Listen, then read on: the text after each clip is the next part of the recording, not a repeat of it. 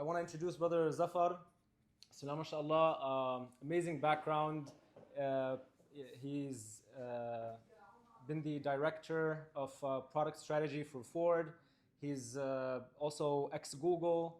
Mashallah, also a lecturer at University of Michigan and now director of product management at Harman.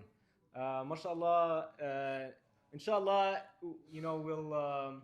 we'll dive into product market fit and we'll get a lot of that knowledge passed on to us, bi'Iznillah. Okay, Jazakallah khair. Assalamu alaikum, everyone. I can go into a little bit more of just my background so you have a sense of some of the work I've done, but I'm curious, like, who's in the room with me here? Students, how many of you are student age, college students? Okay, professionals then of some sort. How many of you actually have your own startup or want to have your own startup or a product that you are thinking about building? Okay, how many of you have paying customers? A couple, but inshallah, okay. So I'm curious if anyone wants to sort of volunteer to say, like, what does product market fit mean to you and why is it important? Does anyone have an idea or willing to take a stab at it? It's not graded, so you can low risk. But go ahead. Obviously, you don't want to build something that no one wants. Mm-hmm. Clearly, we get these epiphanies and wonderful ideas in the shower, and you're like, this is going to make me $1 billion, and you go out, code it, whatever, make it, develop it, and no one wants it. Yeah. So you definitely don't want that. No, that's right. Go ahead. I was going to say, you have a compelling product that solves a pain point that can be repeatedly sold. That's right. You said a few things there that are really important. It's compelling. It solves an important problem. It can be sold. Those are all kind of separate hypotheses that you have to test and design into your product. But fun fact, I don't know how current this is, but of the total population of product concepts that are developed and brought to market, only about 30% of them succeed. And it's because of the absence of rigorous sort of research and validation and testing product market fit. Sort of just like Fazi described, a lot of people just have their own personal faith in their product concept. It's human nature to do something called me search. We build for ourselves, and then we think the whole world is going to want it.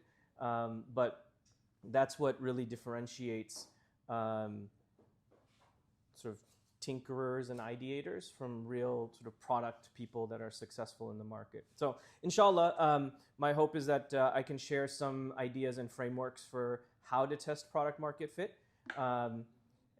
As the brother introduced, I've been doing this for a little while. I have about 20 years of startup experience and big corporate experience leading product strategy, taking things from idea to market to millions of customers.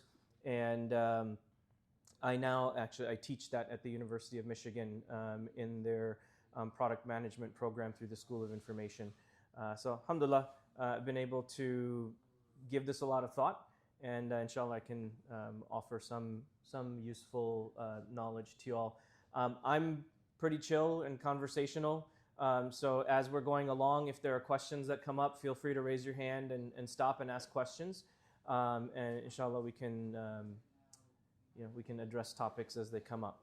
But the couple of things that you'll hear me talk about repeatedly are the idea of desirability and viability.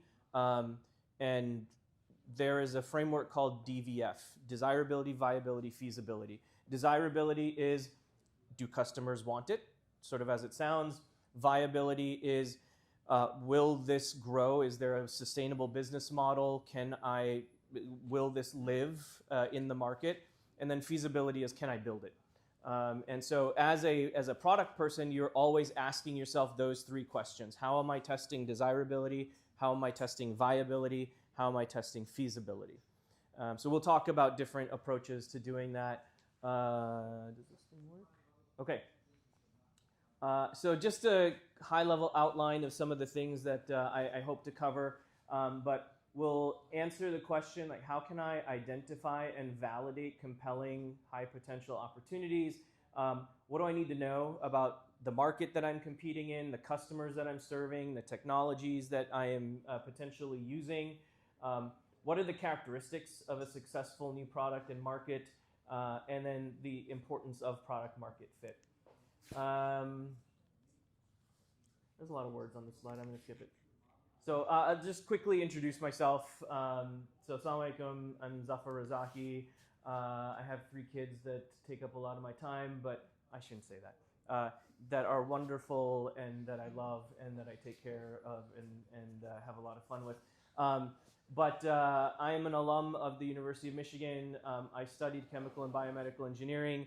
I don't use any of that today, except for the fact that it taught me how to solve problems. And that idea of sort of being a systems thinker and thinking about the technology, the customer you're serving, I learned a lot of that at an early age, and I'll give some examples of how that happened.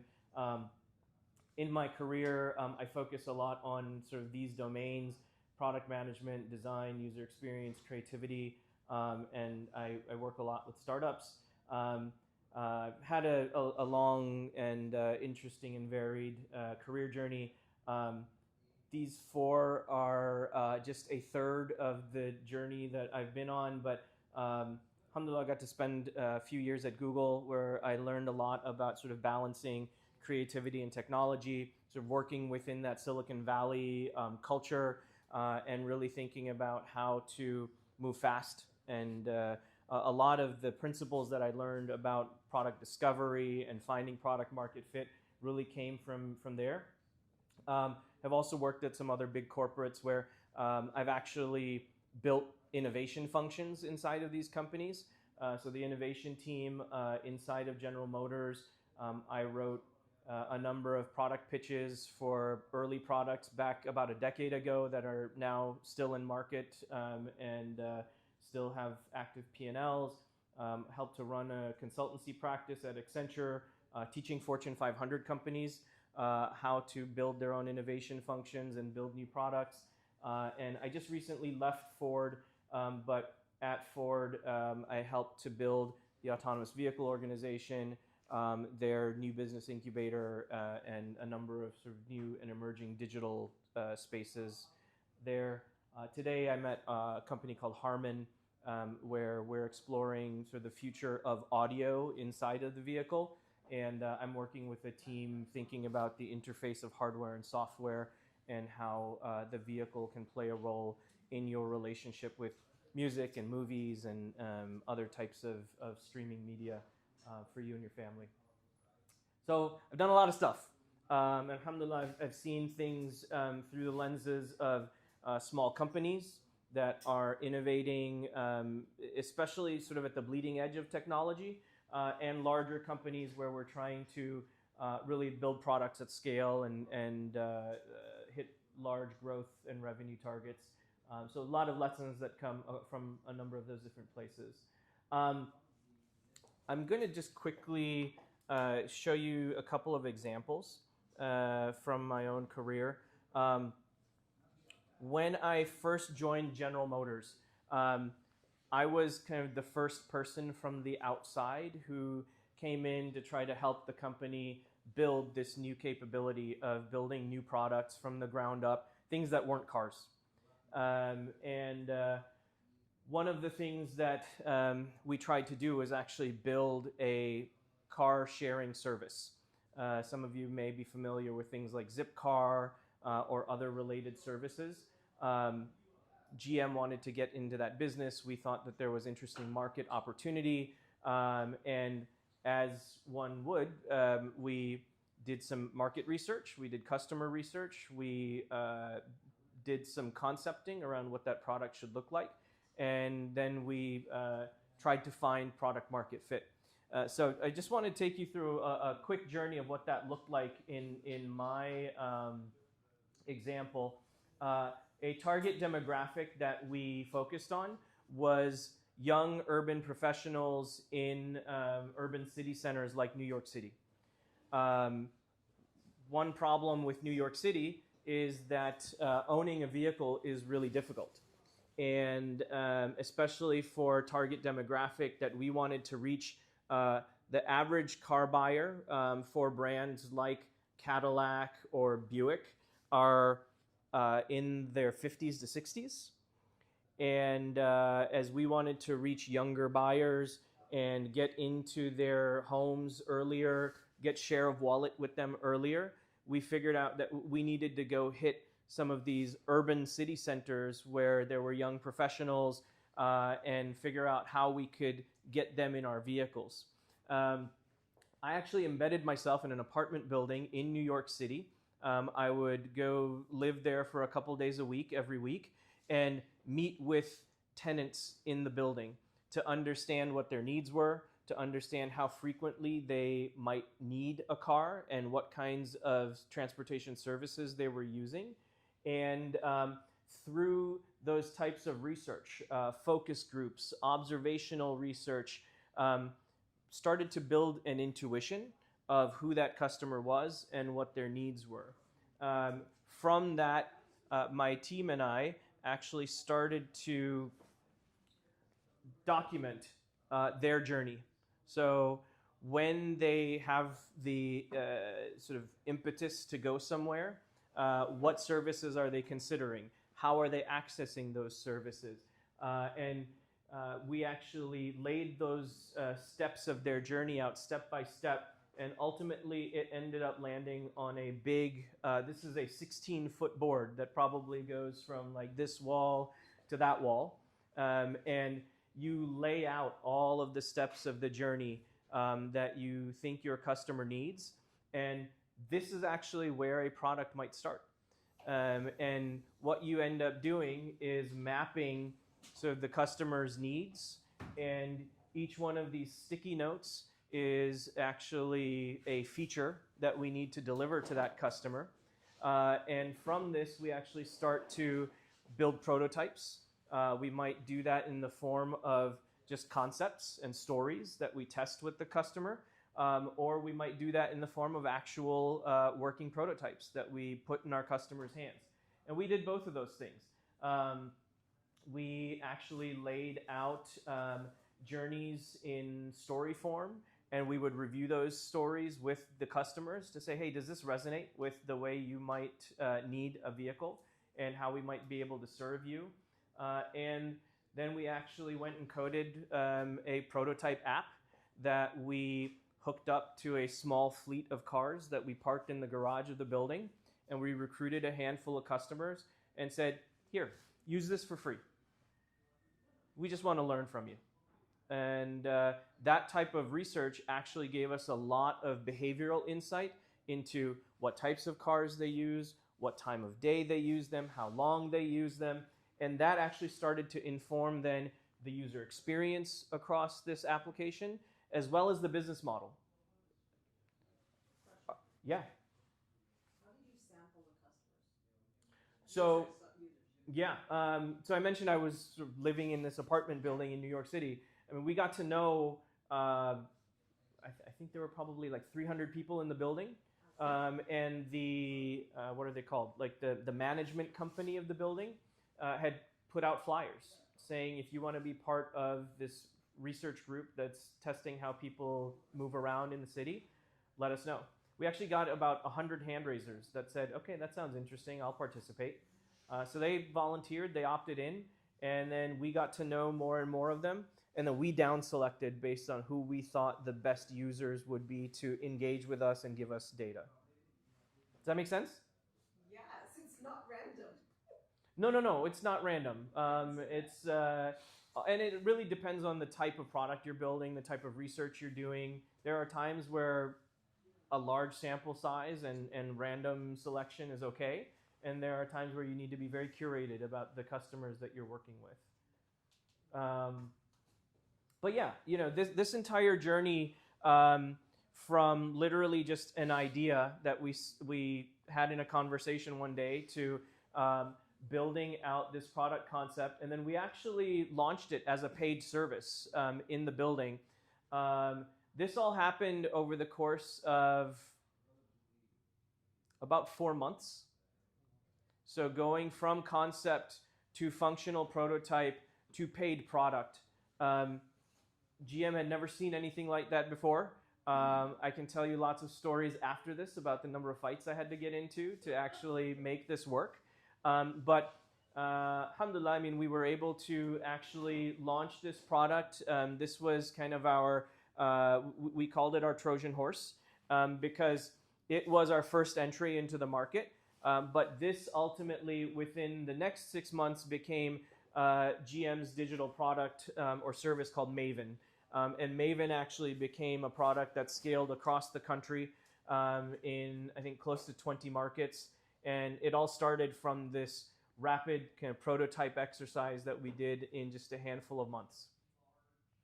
So I just wanted to share that as a quick case study of just my own personal experience and what it's like to go from idea to then understanding how to research that and understand your customers, to then developing the concept, and then quickly sort of iterating and productizing that concept. How big is the team? That team was actually quite small. Myself, maybe a couple of researchers and a couple of engineers, which I'd say is the smaller the better. You know, as a startup, you want to be scrappy and fast.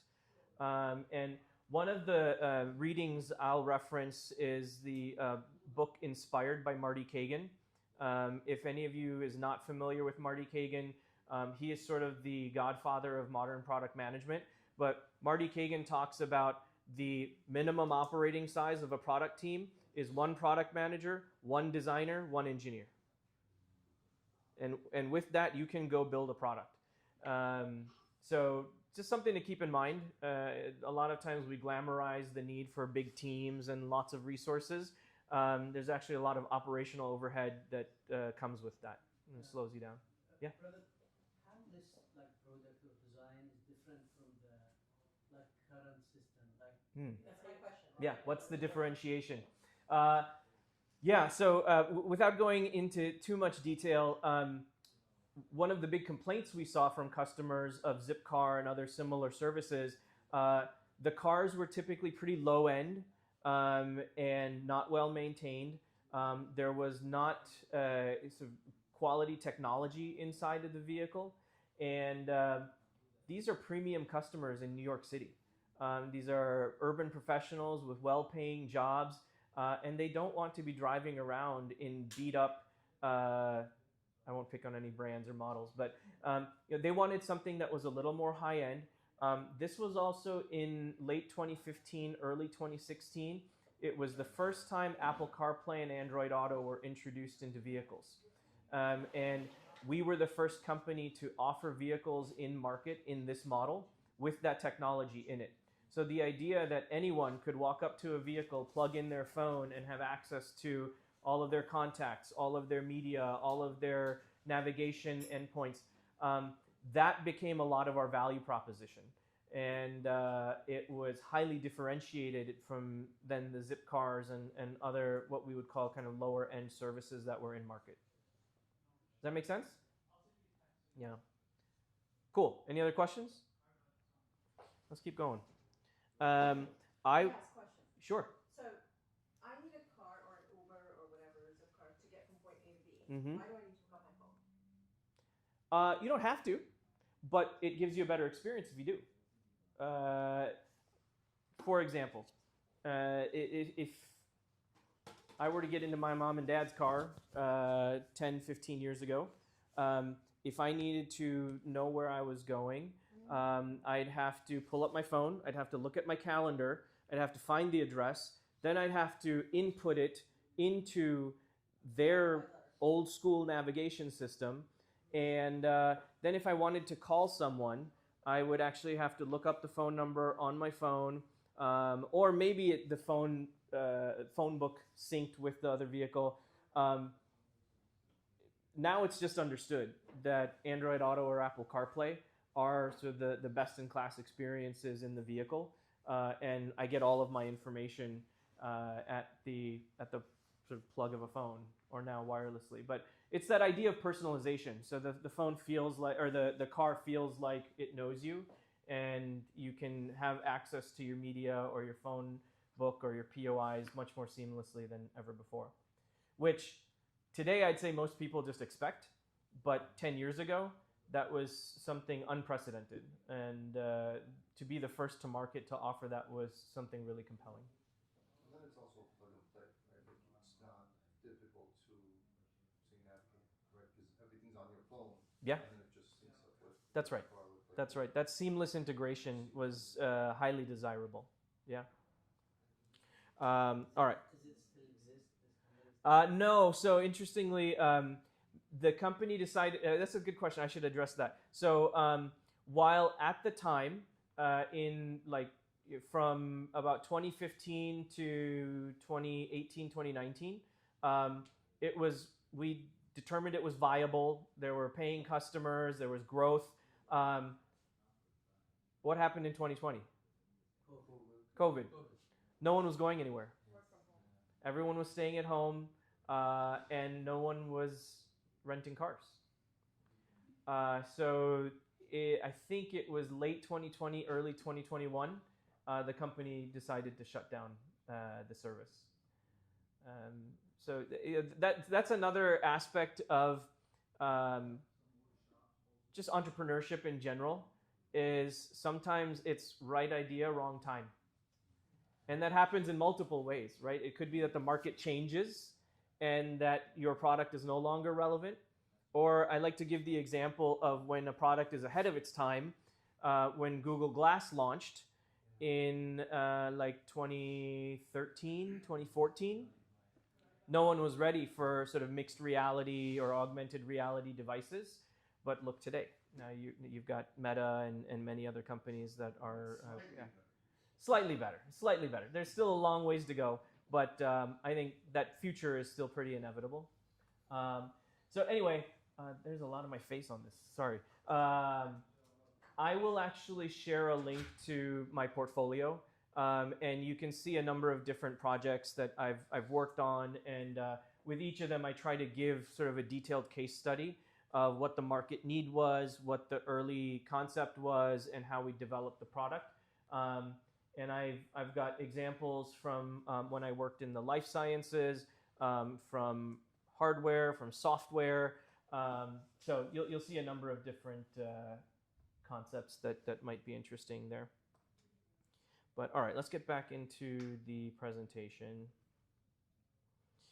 So let's just talk at a high level about the idea of starting with product discovery, which is an important feedback loop if you are thinking about building a new product.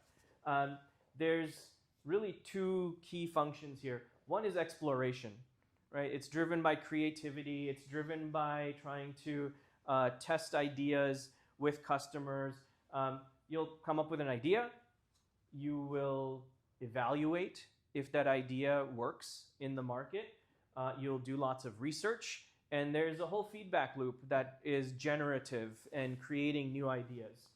On the other side of that, there's testing that has to happen and validation. So you'll eventually get to a stage where you'll build your prototype.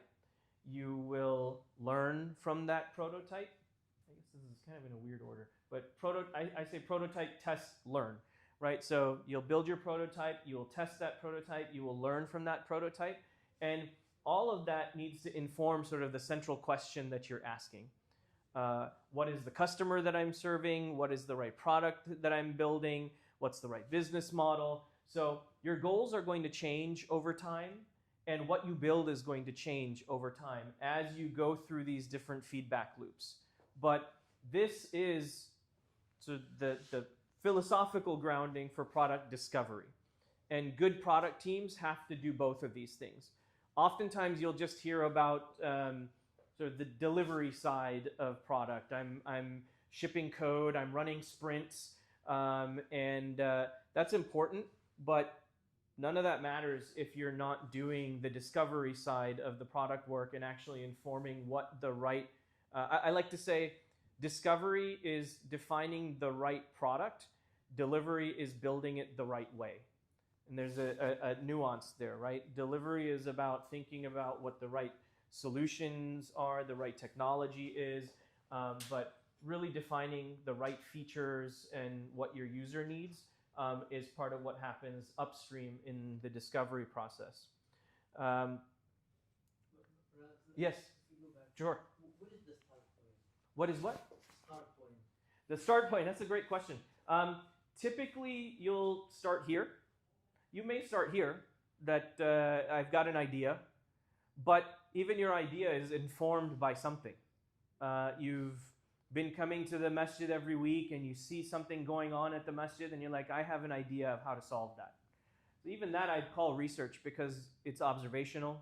You have been paying attention, you've been seeing what's happening, but your idea should always be informed by an understanding. We'll talk more about this, how you come to this, but I'd say these first couple of steps are where you start, and then you're kind of constantly looking for how to evaluate your idea and then get also to prototype, test, learn as quickly as you can.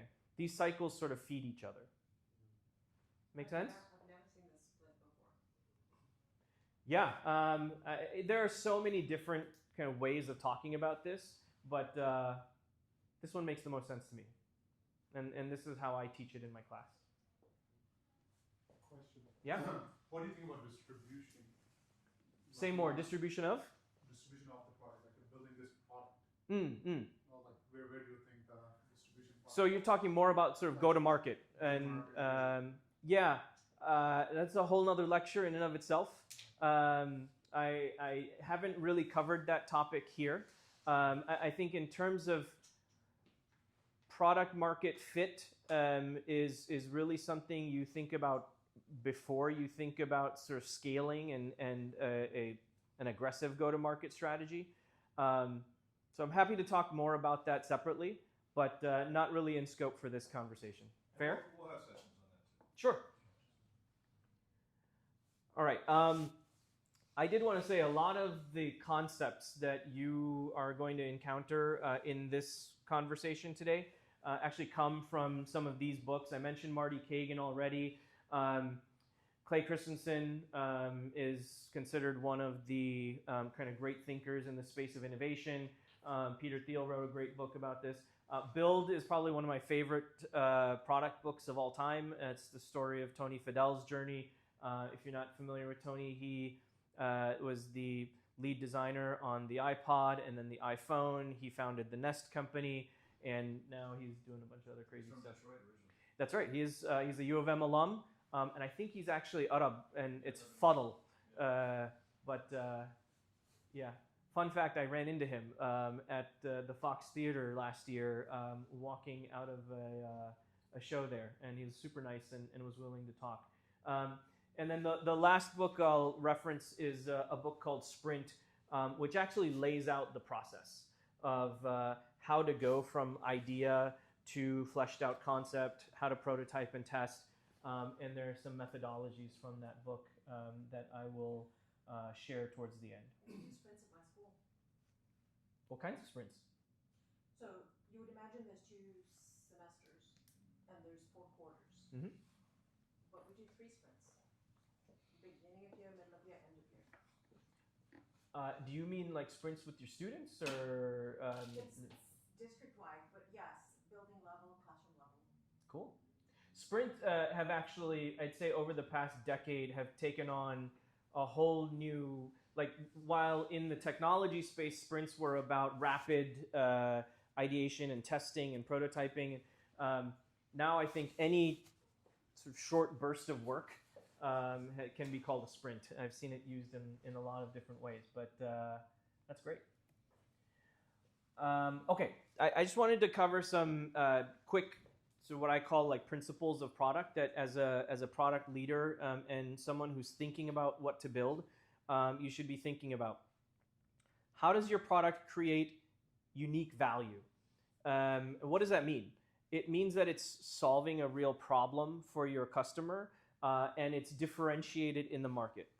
It's something that either no one's thought of before, or you're doing it in a different way that's unique, different, better from others in the market. You also want to think about how you're embracing disruptive technologies. AI is a great example of that right now, right? AI is being used in many different use cases and applications to solve problems in, again, new and unprecedented ways. This third point is really kind of at the heart of what we're talking about, but iteration and learning. That is the key. You're never actually done building a product. It's always just a touch point to see what is it doing right, what is it not doing right, what can I learn from that, how do I improve it?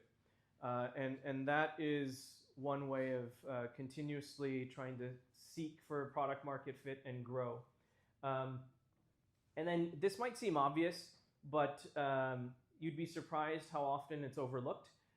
The idea of really focusing on user experience and obsessing over the details of how your customer interacts with your product and how it meets and sort of exceeds their needs.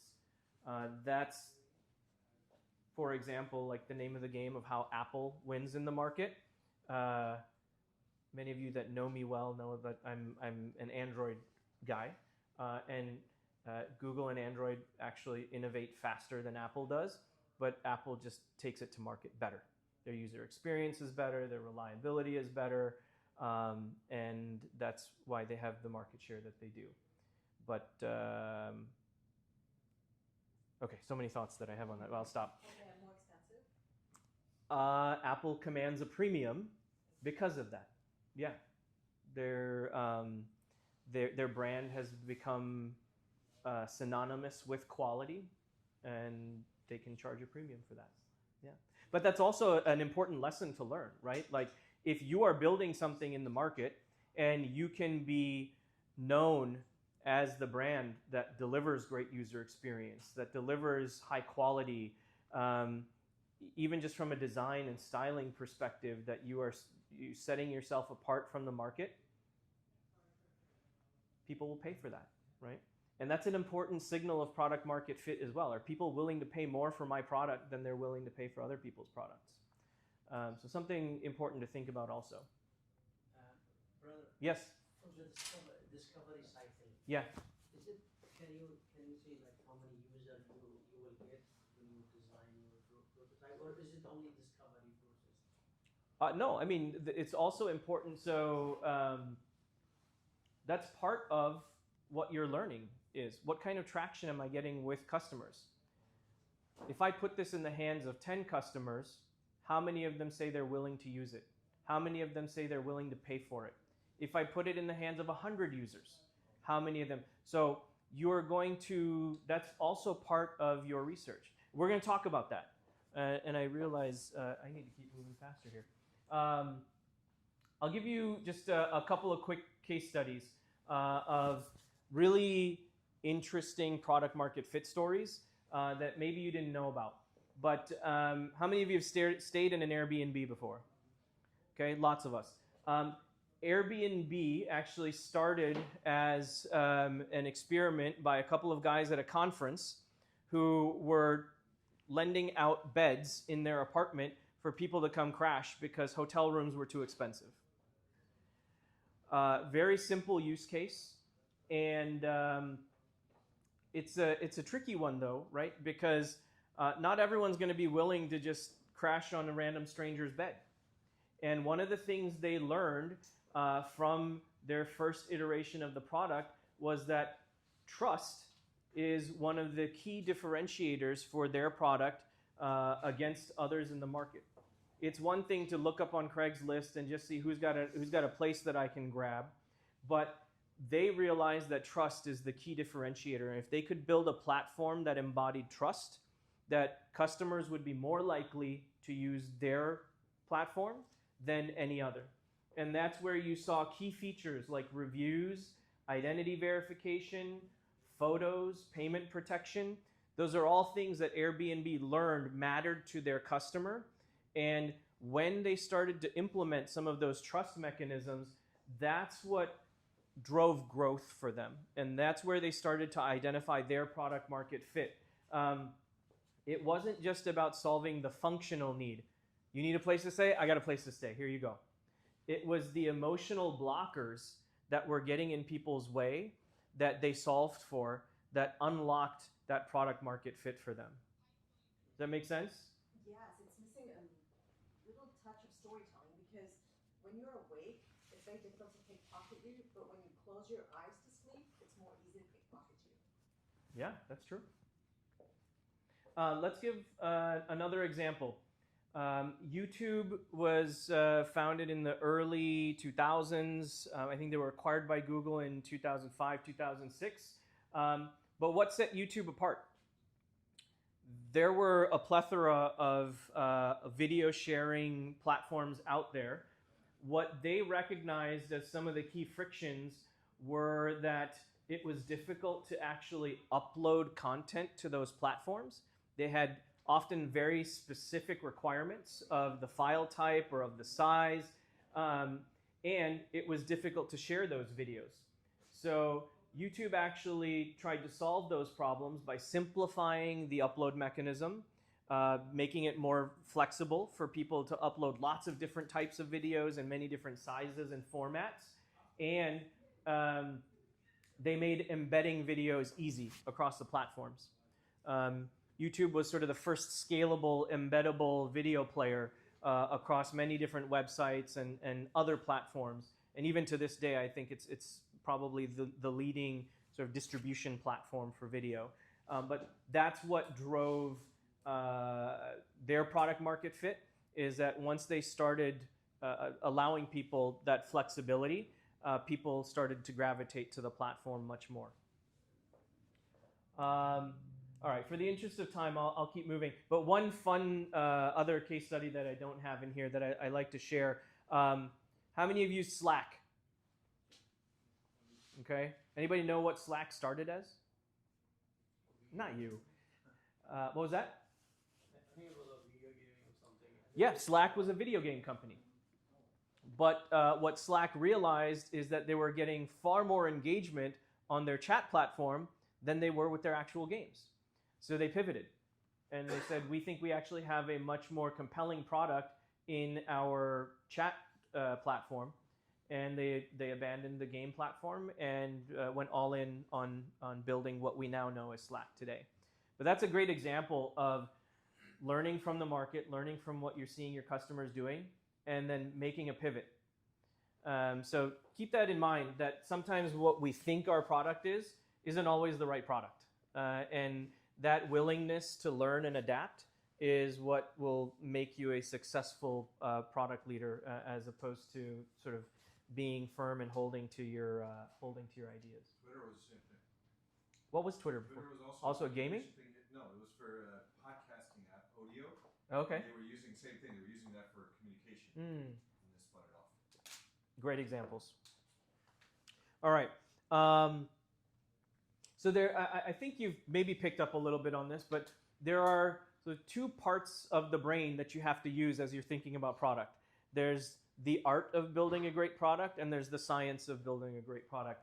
I say art because it requires you to use your heart a little bit. It requires you to be creative. It requires you to truly understand people.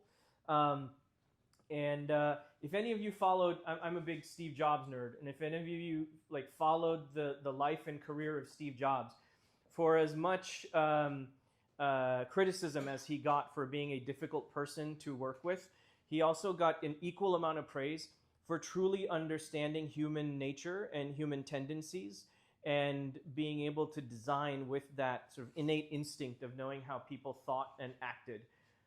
And that's because he was very in tune with that sort of artistic side of his brain and having that empathy for users. On the other side of that is the need for the science of really being able to do deep, meaningful research, use data, and make data-driven decisions about where your product should head.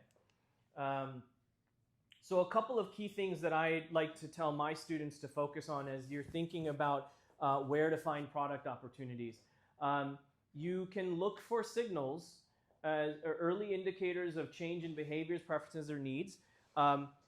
Those are things I gave the example of. I go to the masjid every day and I see interesting behaviors. I see some challenges that my community is facing. This happens at scale on social media, right? We observe different behaviors and we try to see how there might be challenges coming up that we can solve for people.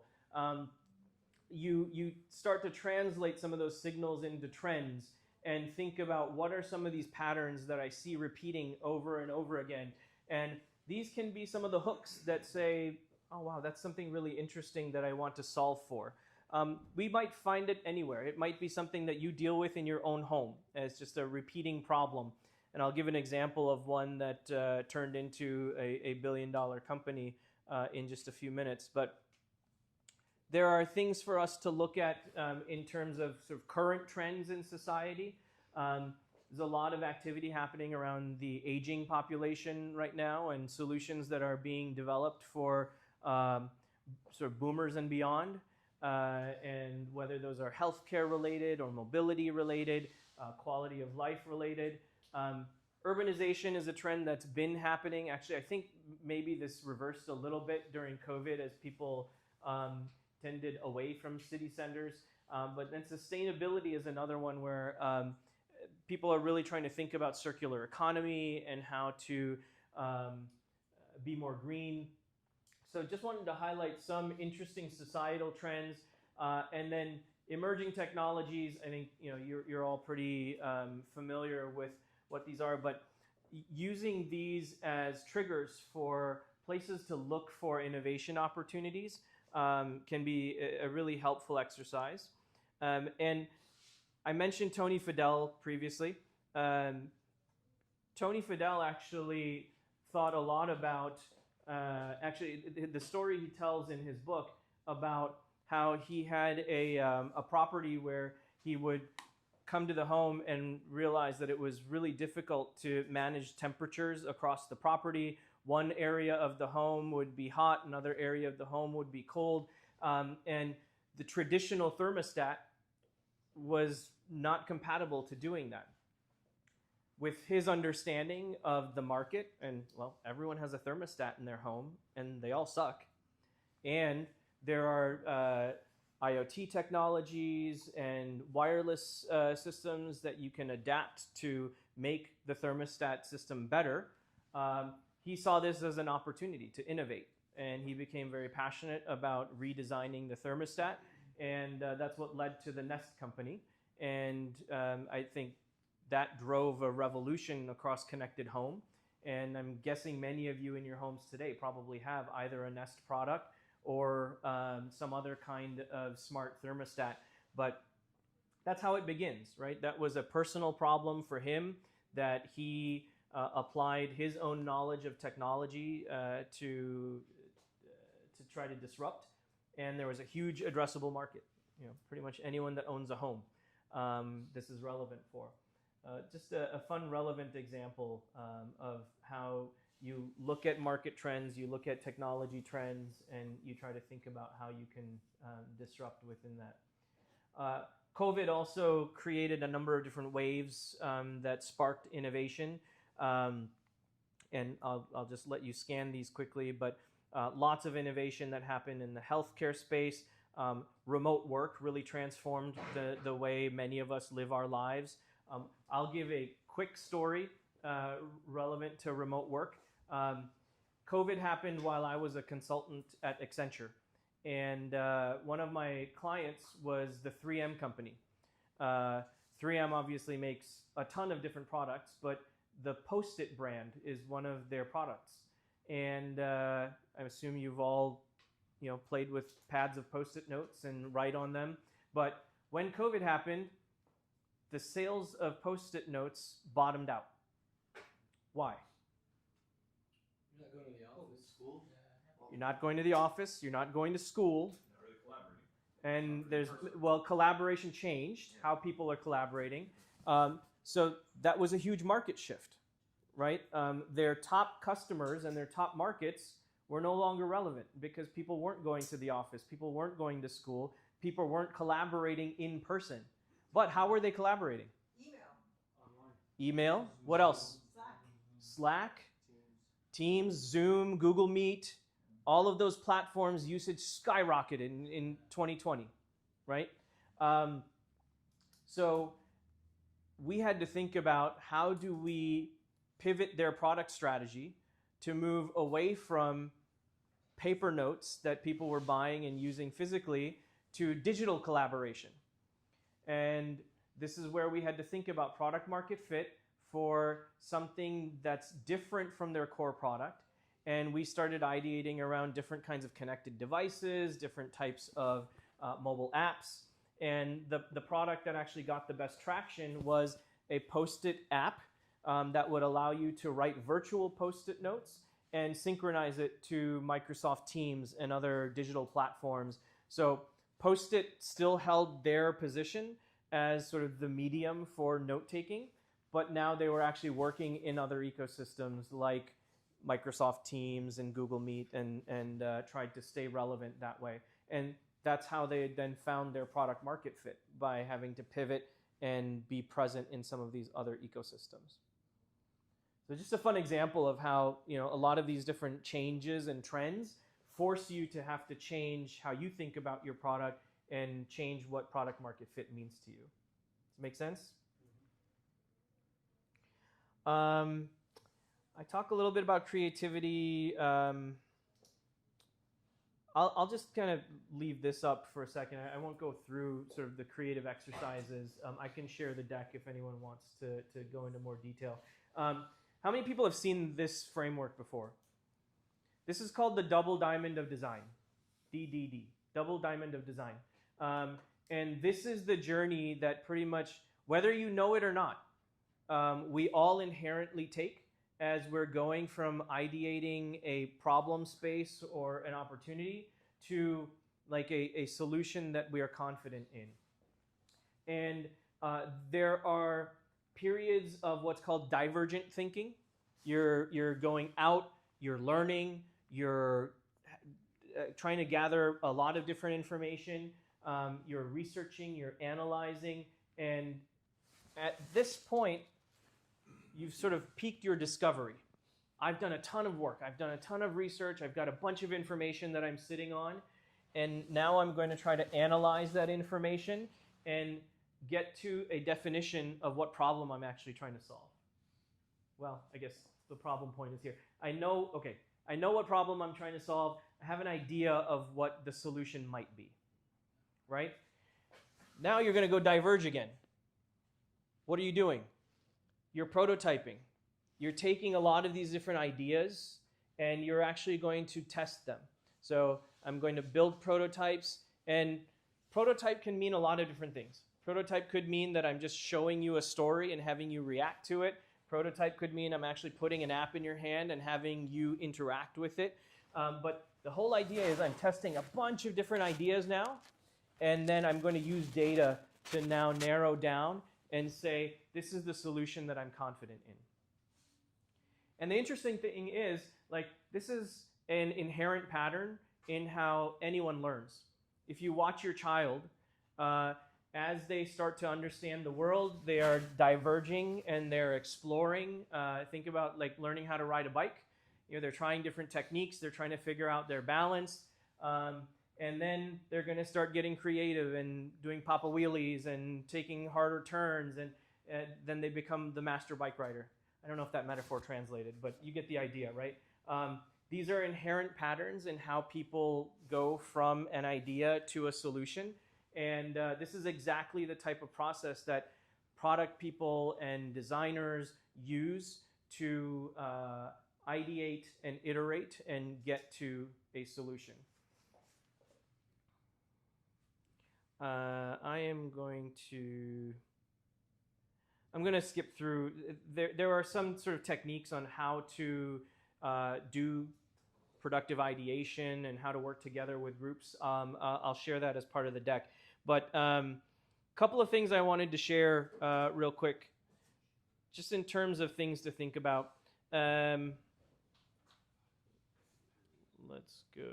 go here. I talked about having empathy and understanding of your customer. How many of you have heard of the value proposition canvas? Does that resonate with anyone? This template here is called the value proposition canvas, and it maps your understanding of your customer to your definition of your product. You start by filling this side of the canvas out. What are we looking for? Jobs to be done. Does anyone know what jobs to be done means? Tasks. Say again? Tasks. Tasks, yep. For any, let's take an example. You order groceries through Instacart. There are tasks that you go through in the user flow, from selecting your groceries to seeing the price of those groceries to then putting them in your cart to paying for it. Those are all jobs to be done. Those then translate into what are the key features and services that I have to build into my product. I need a way for you to search for your groceries. I need a way for you to see details about those grocery items. I need to build a shopping cart. I need to build a payment mechanism. All of that gets detailed here, from detailing out what your jobs to be done are to then what are the actual features of the product that I have to build. In that process, you're going to uncover pain points. What are the frictions? What are the things that causes my customer discomfort or pain or anger even? And then you are going to build pain relievers. How do I make those things better? How do I get rid of them? Uber is a great example of this. Who's ever gone to New York City and tried to hail a cab? It sucks. It's, you hope that one stops. You hope they don't gyp you and charge you too much. You hope they don't go somewhere they're not supposed to. Those are all real pains. And Uber built a bunch of pain relievers into that by allowing you to geolocate on your phone, sending the car right to you, knowing what price you're going to pay, right? Do those all sound like pain relievers? And that's why Uber is now the most trusted form of transportation of almost anything that's sort of out there in terms of public transit. They've made it completely transparent and pain-free. There's a lot to debate in that statement, but yeah, I shouldn't have generalized that much. But the whole idea here is that when you are trying to get to defining your product, it all starts with all of that research that you've done and all of that observation and understanding that you've done of your customer, starting here, and now translating that into what are the things I actually need to build into my product that meets that customer's needs, right? From their jobs to be done to their pains. I don't talk too much about gains because it's nice to delight them, but it's often hard to plan for that. And those are things you typically figure out along the way. And you may not start by saying, oh, I'm going to build these cool sort of gains or vitamins into the product. But you can see here, the inputs to the customer side of really understanding what you're building are, first and foremost, go talk to real customers. Like I went and embedded myself in an apartment building in New York City. If you're designing for your ummah, go spend time at the masjid and talk to people and understand them. Or if you're trying to build a tool for small business owners or shopkeepers or whatever, go spend time with those customers. That is the best way to understand who those customers are. And then more than ever, desk research, which means I'm sitting at my laptop doing a bunch of Google searches, but AI is your best friend in doing desk research today. You can prompt engineer a great research prompt and allow ChatGPT or Gemini to go do deep research about your customer and their needs. So do both, but nothing beats actually being side by side with your customer and observing their journey and having that empathy for them in their day-to-day journey. Can I ask? Yeah, please. instead of doing like a new product like this, Mhm. you can just, for example, go to the, for example, to Amazon, see the bestseller product, and see the review, what they complain about, and Sure. bring some. Absolutely. Yeah, you could absolutely do that. I think even there, though, right? You're doing your research. When you say you just read those reviews and you saw what people didn't like about it, you're that's desk research, and you're using data to make your decisions. So that's I think there are analogs to what you're describing, and yeah, I mean you could certainly find success there. Do you think this is less risky because there is no discovery, there is no risk, there is no prototype because you already have the product, you already have the customer. Possibly, yeah. I think that's going to vary greatly depending on the type of product and who the customer is and so on. I will also say typically the people who are the best product thinkers and the most successful are the ones who have real empathy for the customer that they're serving and have been there. So if we're just scouring Amazon to see what can I rebuild here, sure, you might find something there. But I would encourage us all to try to be problem solvers and look for real opportunities in our communities, in the market, to say what can I build here that can solve a real problem and actually be successful. Can you speak a little bit about the validation process? Yes. So we'll get into validation. What's the time situation? How long do we have? 9:15. 9:15? Okay. We want to also have Some Q&A? Okay. Let's jump over into validation then, because I think that's the most important thing to think about here. So I call this section sort of prototyping, experimenting, and interviewing. And these are the key methods that you use to do your validation. You should always have a research plan. And I know we don't fancy ourselves as researchers necessarily, but if you're building something, you have to build research into what you're doing. So you have to have key hypotheses. That means, am I building the right features? Am I solving the right problems for my customer?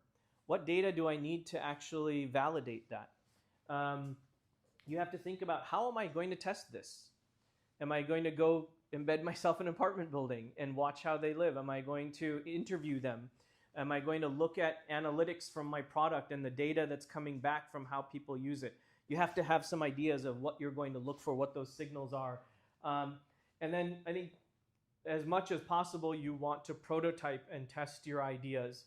And I have a rule of thumb that for a given set of features that I call it the 5-5-5 rule. 5 key moments in the experience, 5 sort of features or screens that you prototype, and put that in front of 5 users to get data.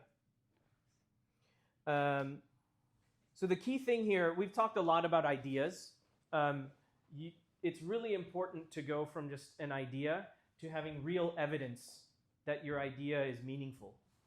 And evidence is what we're talking about. That means I'm going to go out, I'm going to do the research. Anybody know who Steve Blank is? Does that name ring a bell? Horace, stop raising your hand, man. Steve Blank is considered one of the fathers of modern entrepreneurship. He was one of the lead thinkers in the lean methodology. And he makes a couple of statements that I just love. Unless you've tested the assumptions, and he talks about of your business model, but I think this is true of desirability, feasibility, and viability. If you've tested your assumptions about, do my customers need this and will they love it? Is this a viable business and can I build it? You have to test those outside of the building. What does outside of the building mean? Get out of your comfort zone. Get out of your head. Right? He's talking about companies. You have to get out into the market and actually talk to real customers. But if you don't do any of that, everything you've been thinking about, everything you've written down is just creative writing. Right? You're just telling a story. That's where I think it's really important reminder to all of us that if I think I have a solution, if I think I have a great idea, I have to go test it. And that's this idea of you have to do research. If you're not doing research, you're just doing creative writing. So this is where thinking through those different lenses of desirability, viability, feasibility, thinking about what are the types of questions I have to ask to validate each of those hypotheses. Are customers going to want this thing?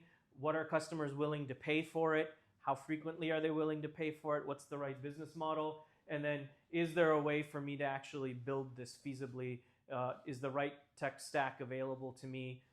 Can I build it? Do I need someone else to build it? These are all questions that you have to validate through different types of research. And I'll just quickly cover this and then I'll stop. But here are a few different methodologies that you use to do your product market fit analysis. So user interviews and surveys. Pretty straightforward, right? You're going to go talk to target customers. You're going to try to understand what they need, what their day in the life is, and that's going to start to inform you, how do I fit into their life, right? If I'm Uber, when do they need to go hail an Uber? How do I make sure that my app is present when they need it? How do I make sure that I'm offering the right service at the right time to them, right? And this is something you need to do early in that discovery feedback loop. This is a key part of those research insights that are going to help inform your idea, right? Storyboards and sketches. A couple of things we didn't talk about. It's really important to have a vision for your product. And that means even understanding the story of how is my product actually going to change a person's life. At Amazon, any new product that a team is sort of proposing has to start with something called a PRFAQ. That stands for press release and frequently asked questions. They literally have to write like a news article that says, this new product is going to serve this person and it's going to change their life by doing X, Y, and Z. And they really have to think through the details of, Amazon has a culture called working backwards. They start from that big vision and that story that they're expecting to see in the news, and then they work that back to who's my customer, what do they need, and what are the actual details of the product that I have to build to achieve that. Yep. So think about how you're using kind of story writing and sketching. That PRFAQ is also a great thing to put in front of a customer and say, does this resonate with you? Or maybe you're more inclined to actually sketch out a storyboard and step-by-step show someone how they might interact with your product in their day in the life. And so that's a great way to test different concepts. This one's pretty self-explanatory. I think we're all used to this idea of I'm going to prototype it. And today, more than ever, this is easier to do with no-code and low-code solutions. Being able to use something like a Replit or a Claude or whatever your flavor of choice is. But the opportunity to build a functional prototype and put it in a customer's hands, there's no excuse to not do this. And then this is something that we don't often think about, but you also have to validate your business model and pricing assumptions. Are people going to pay a subscription for this? Or are they more likely to see this as a one-time value that they'll pay once for? What is the right price point? How do they compare it in the market to other competitive offerings? You also need to do your research to understand what your customers' view of your product is from a pricing and payment perspective. We often kind of think about this at the end, which is also why a lot of products fail, is we invest a ton of money into building the thing, and then we never crack the code on how people are going to pay for it, and they end up failing because of that. I remember the Clubhouse had that problem. The Clubhouse app. Oh yeah. Mm-hmm. Yep. Yeah, a lot of these services just never get to that point of figuring out monetization, and end up failing because of that. Yep. So what they should do, like for the Clubhouse, what is the alternative like to avoid failure? So with a lot of these app type services, for example, it's very common to release them first as a free offering, but then you might actually do focus groups with users to say, hey, if I added these features, what would you be willing to pay for that? Or you take one group of users and you keep them on the free model, and you take a different group of users and you start charging them. You say, we're changing our business model, and if you want to keep using this, you'll have to pay for it. There are lots of different experiments you can run to test how people will pay and how much people will pay. Or ads. Ads, that's a whole nother monetization strategy. But instead, do I supplement it with ads or partnerships? There are other ways to create value other than asking your customer to pay for it. So, great example. So they do not spend much time in validation? Well, you're always spending time in validation. I'd say don't ever kid yourself into thinking like, oh, it's going to work, because you might end up putting ads on your app and upsetting everyone, and saying I didn't sign up to get ads. That's what happened to Facebook. Just tell the user that.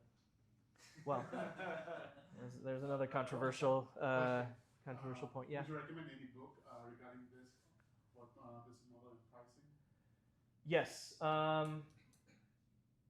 We'll talk after. Yeah. But this is also a pretty well documented subject, and there are lots of experts that do a lot of different research on this.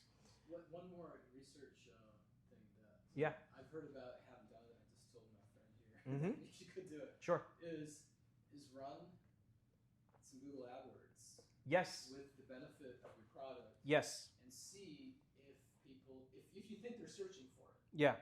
Yeah. And you can see if you can actually market it. Yes. And when they click on it, you can say, hey, coming soon, put your email here, something like that. Gather them up. Thank you so much for bringing this up. So I'm going to stop talking from here, and actually you just you pivoted the conversation in a very important way. What Faz just described is called trapdoor testing, and this is a great early way to test product market fit without ever building anything. You sell an idea, and you can use things like Facebook advertising. You build a landing page for a product that doesn't exist, and you just like somebody is landing on it, reading about the product and saying, well, wow, this sounds amazing, I want to buy it.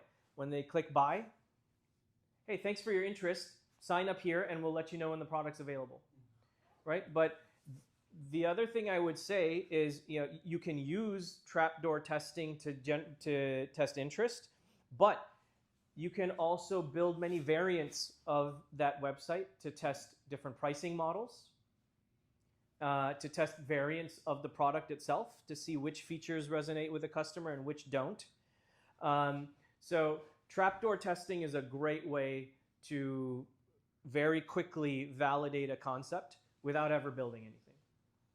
And there are other kind of related testing methodologies. There's something called Wizard of Oz, where you don't actually build the full back end of your product. You just build the front end of it, and then you fake the actions behind the scenes and simulate what the product would be doing for your customer. They did that with video streaming a long time ago. Sure. They had people with VCRs, cassette players. They did stuff like this. I mean, Yeah. a while back. Yeah. Before you had a lot of But this is Yeah. what you do to be scrappy and entrepreneurial and try to. The whole idea here, right, is to be as fast and efficient as possible to prove the validity of your idea with as little effort as an investment as possible. That's the whole idea behind Lean and many of these other methodologies. It's to be fast and efficient and get to proof of validation or invalidation as quickly as possible. Yeah, go ahead. So did we start the? Yeah, let's get into conversation Q&A. So how is this going to be different for a lot of the things that you have talked about is like B2C a lot, where it's might be different for B2B customers. Sure. And especially, I'm going to use my example for security, where security is not a problem that people face head on unless they fall into something or like an attack or a vulnerability. Mm-hmm. But it's something that they're always hesitant about entering into something because they don't see the problem head on. You know, so how do we basically track down if somebody, a user, might have these problems and enter in that space, for example? I am not going to be good at answering this question. I'll just disclaimer that. But even as an enterprise software, you have a customer base, right? And being able to test your hypotheses of certain product concepts with that customer base may still be valid. If there are sort of new territories you're exploring, then you need to bring data to your customer to say, this is a problem we anticipate. There is a trend that we're seeing, and we expect that this is going to be a problem in the market, and you should be prepared for it. I'll give my own example where I'm building a new set of technologies and a platform that my customers are automotive OEMs. They don't know what the future looks like. I'm trying to tell them what the future is going to look like. Yeah. So I have to bring end user research that I'm doing to them to say, hey, look at what your buyers are telling me about what we think the future is going to look like. They believe in it. They're willing to pay for it. So a lot of what I just described in terms of desirability, in terms of viability, I have to do that with the end user and then prove that to my enterprise customer. Oh, sure. Oh. One, I think for more discussion is, I think when building a product, there's two key things I think we have to also consider is like the life of the product, right? For example, if you see SpaceX, Tesla, Uber, Airbnb, these companies weren't profitable for like 4, 5 years, or 6, 7 years. Sure. They became profitable after like doing extensive like. Yeah, it took Amazon 10 years. Exactly. Right? Yeah. So I think like the way one should also like incorporate somewhere into like developing their product is not like the immediate thing. Like one of the things in Y Combinator they say is like when you pitch to them, they say like we're not interested in like what you're doing right now. I want to see like in 5 years how are you going to be pivoting for every single like emerging technology that's going to be coming. Sure. Right? I think you have to have that vision in terms of sort of technology. You have to have that vision in terms of your customer and trends of how the market is changing. But you also have to have a business model that shows growth potential. Whether that's 1 year, 3 years, 5 years, 10 years, that's between you and your investors. Some investors have, higher risk tolerance and willingness to say, I'm okay waiting 10 years, but the payout is going to be significant enough, or the multiplier is significant enough that I will give you that space. But yeah, in general, I think this comes back to like having a clear sense of what the market is doing, having a clear sense of the technology trends, and having a clear business model that will ultimately drive growth.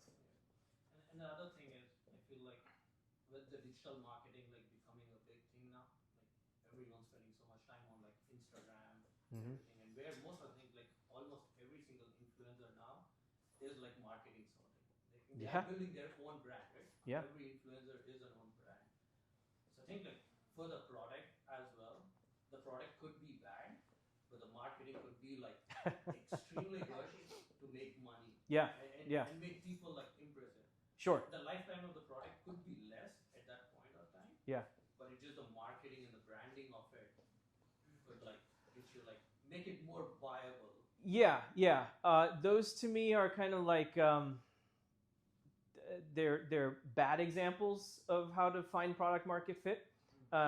You don't as a good product person, and also just a person of good values and of good moral character. I think like trying to brute force sell your product through some of those types of tactics, I don't believe in. I think product-led growth, which means I'm building a product that sort of can sell itself because its features are so compelling, because I'm continuing to innovate on it and customers are continuing to buy it. I think we should all aspire to be that type of a product leader. But yes, there is a whole marketing strategy to think about in terms of how you take advantage of digital platforms and influencers and so on to drive growth. But another important another important success metric for product market fit is how little you have to spend on advertising for your growth to continue. Something to think about. From your experience, like how many people you need from the getting the idea until like validation and all of this? Only one. Especially with AI today, being able to tap into those tools.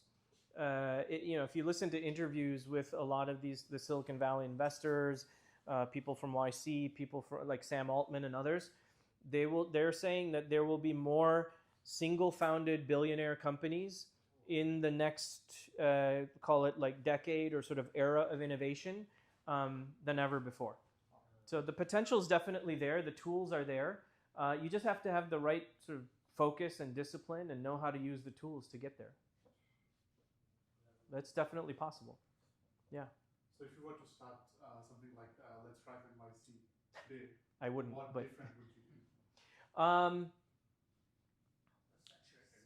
Yeah. So I wouldn't do that product now because it's just a different market, right? And especially now with if you follow the mobility industry, autonomous driving is also, so companies like Waymo are scaling everywhere, and they're backed by Google, and so there's an endless pot of money to fund that development. So there's no way like this guy can compete in that space.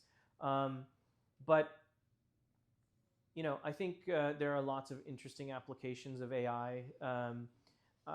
Late in this stage of my career and my life, like I'm really interested in thinking about how we can apply AI to help the Ummah and like help strengthen Deen.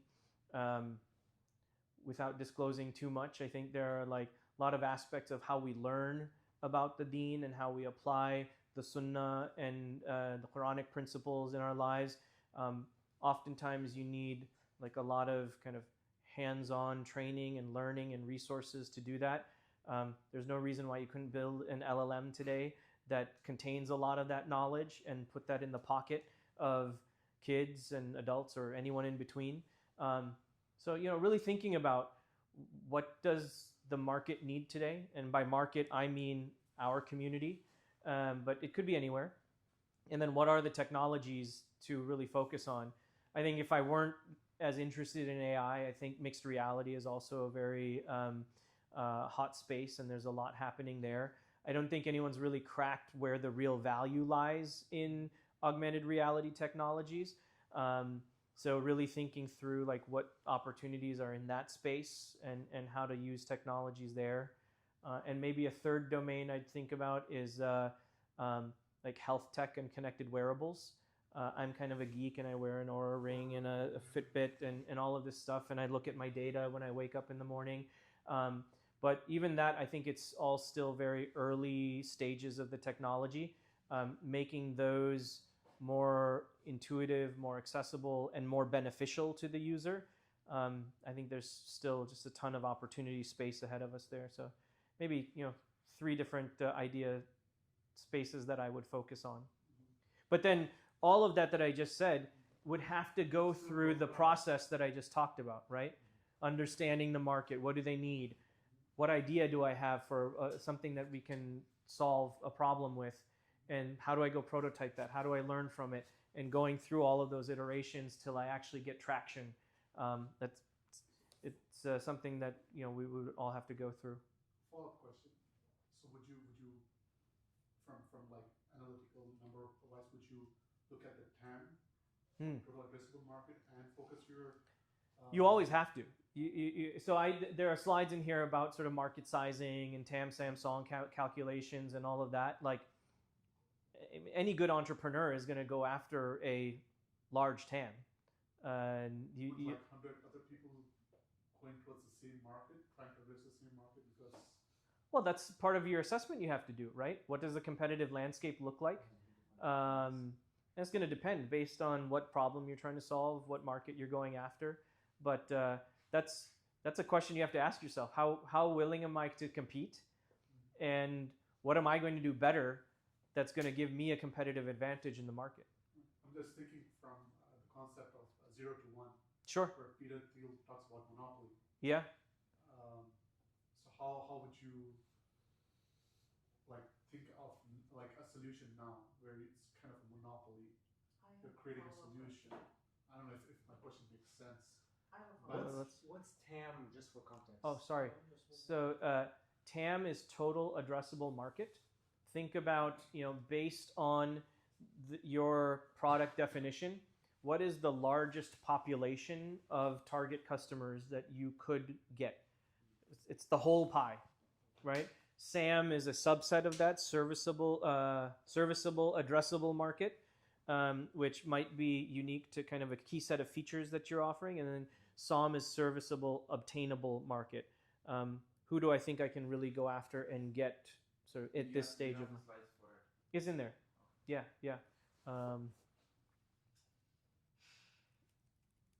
I'll just put it up so that you can see it. Yeah. I have a question about that. Yeah. I didn't answer the question. I'm not sure I understood the question, frankly. So, so if TAM is big and if you want to have a monopoly solution, a monopoly business, again, borrowing the concept from 0 to 1. Sure. It's like if you're going after TAM, it's like everybody's trying to address the market. Yeah.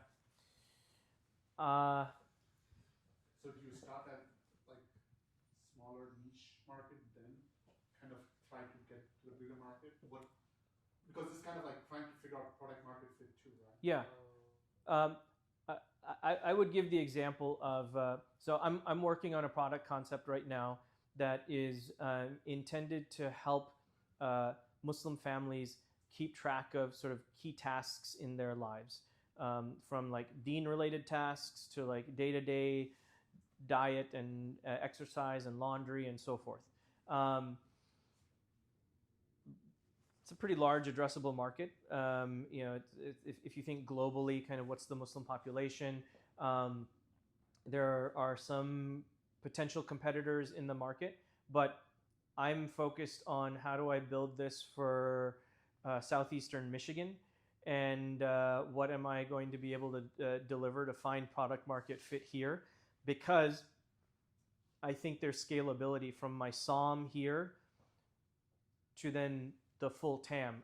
My assessment of that is that there isn't enough distinction between the cultural differences and sort of our day-to-day lives as we live them here to someone in Malaysia or someone in Pakistan or whatever. So I see that easy scalability from my SOM here to the broader TAM. So if I can drive traction in this market, then I think I can rapidly scale. And then it's about my go-to-market strategy and finding distribution channels in those other global markets. But yeah, for me, it's always about having the TAM in my view and having a growth strategy to get there, but really focus on how do I get that product market fit here as quickly as possible. So there should be some path to scale it. Absolutely. Yeah. You should absolutely, have that in mind. I'll also say, look, I mean, like, there are a lot of sort of complex topics we're talking about here. Someone might just have a simple idea like, geez, I walked into someone's home and I saw them struggling with something. I just want to help them. And it could be just something as simple as that you say like, okay, what can I do to solve this? And then you start to realize like, oh my gosh, this is a much bigger opportunity. So I think ideas and great products can start at all different levels. Your grand plan to build a global monopoly and how do I get there, to I'm just trying to help my neighbor's kid, and inshallah I'll get some ajr for solving something for them. But oh my God, we all have this problem. There's a good one. I don't know if your kids have seen the cartoon or the show called Blippi. Okay. Blippi came out like that because they had this Blippi guy had a nephew. He had a couple nephews, nieces and nephews, and he didn't like the content that YouTube was having, so he started making his own. And then he realized that this is a bigger audience that you can cater to. So, That's so my is this question. ratio? Khan Academy. Khan Academy, Khan exactly. Academy, Yep. so- My question is, I heard niche, I didn't hear moat. And if you create an idea, what's to stop me from making the same idea? You also want to think about how you build a moat. And for those of you that aren't familiar with that terminology, right, it's how do you make your product defensible?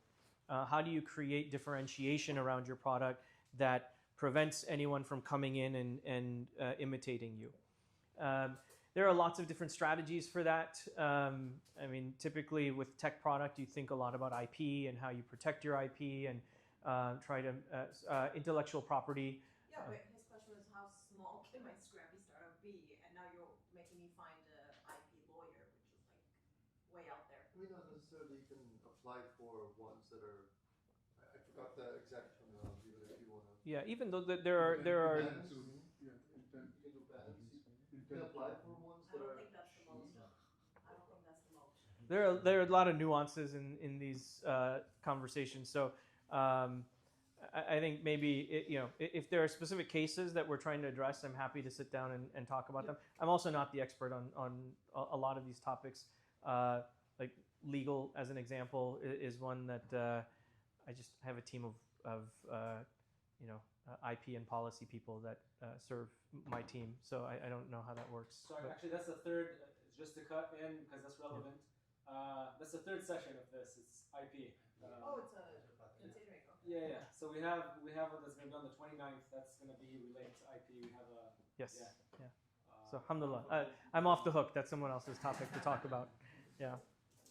You know what's interesting? I was reading a story about WD-40, and like they were like, how do we protect our if they have the secret sauce for WD-40, everyone would be creating it. Yep. Nobody has it, and they're a very niche product. And what they did was they didn't patent it, because if you patent it, then you got to expose all your ingredients. Yep. And this way they said, no, we're just gonna like Trade secret. yeah.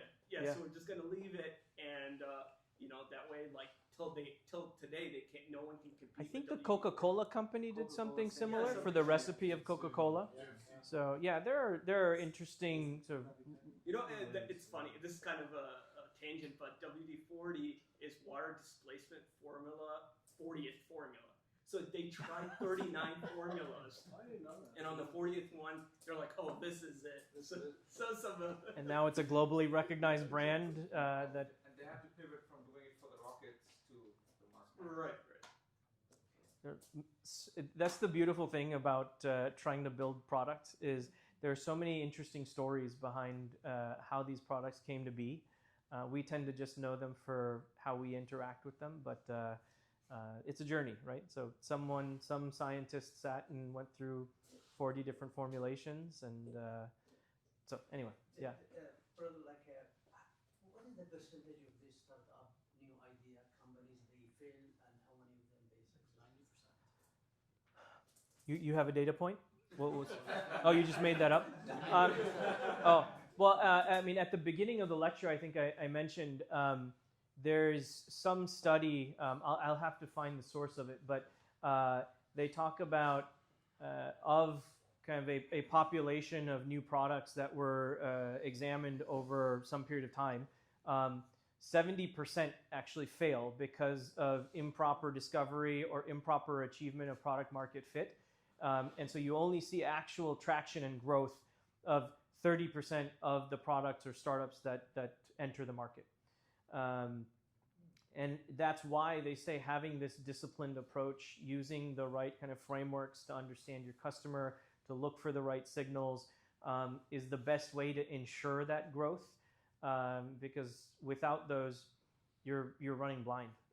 And there's lots of opportunity to fail, whether it's desirability or viability or thinking you can build something that you can't and your feasibility strategy is wrong.